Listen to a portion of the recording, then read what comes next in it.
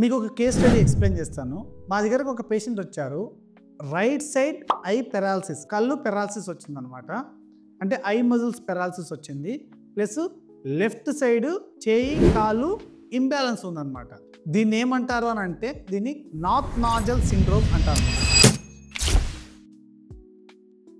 ఇది mid brain syndromes కింద వస్తుందండి. మిడ్ బ్రెయిన్ అంటే ఏంటి అని అంటే మనకి బ్రెయిన్లో బ్రెయిన్ స్టెమ్, సెరిబెల్లం ఈ 3 పార్ట్స్ ఉంటుందన్నమాట.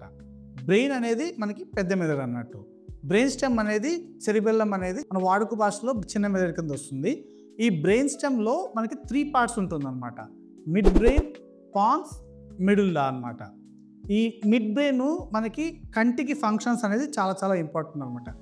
బ్రెయిన్ నుంచి వెన్నుపూసకు వచ్చే కనెక్షన్సే ఈ బ్రెయిన్ స్టెమ్ అనమాట.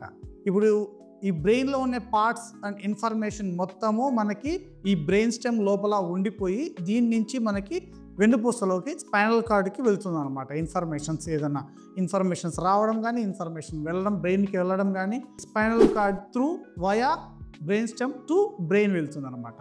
ఈ మిడ్ బ్రెయిన్ సిండ్రోమ్స్లో కొన్ని సిండ్రోమ్స్ ఉంటాయండి. దాని పేరు ఏంటంటే వెబర్స్ సిండ్రోమ్ అంటారు అనమాట. వెబర్స్ సిండ్రోమ్ అంటే ఏంటంటే ఇప్పుడు ఫర్ సపోజ్ పేషెంట్కి రైట్ సైడ్ కంటి పెరాలసిస్ వచ్చింది అనుకోండి, లెఫ్ట్ సైడ్ కూడా పెరాలసిస్ వస్తుంది అనమాట.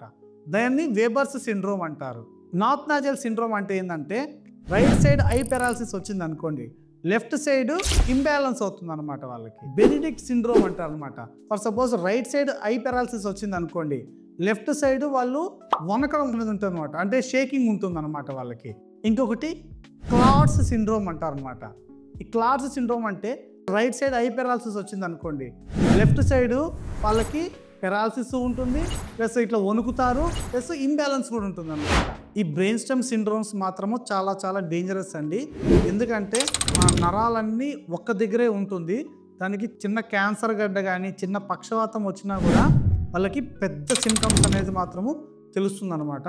ఈ బ్రెయిన్ స్టెమ్ సిండ్రోమ్స్ సిటీ స్కాన్లో అంత ఈజీగా కనబడదు. కాబట్టి ఎక్స్క్లూజివ్గా ఎంఆర్ఐ స్కానింగ్ చేయించుకోవాలి. ఎంఆర్ఐ స్కానింగ్లోనే తెలుస్తుంది.